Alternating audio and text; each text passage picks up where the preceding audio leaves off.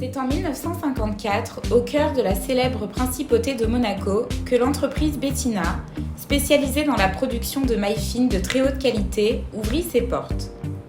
Voici l'histoire extraordinaire de cette entreprise monégasque née en plein âge d'or de la haute couture française.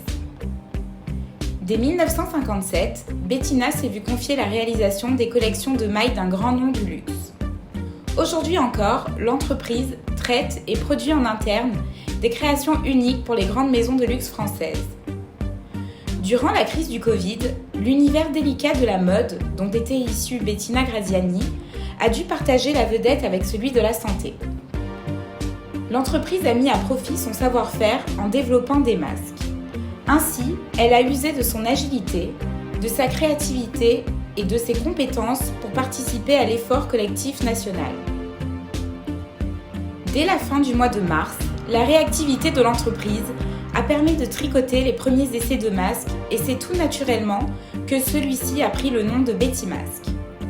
Ce masque a pour particularité, due à sa technicité, d'être un masque zéro déchet, puisqu'il est fabriqué en une seule fois par une machine après programmation.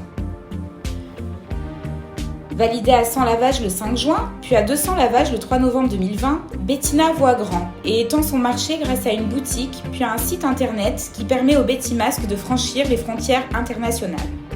Difficile de ne pas croiser un Betty Masque en principauté. À ce jour, plus de 51 587 masques personnalisés ont été créés afin de répondre aux demandes de sociétés privées.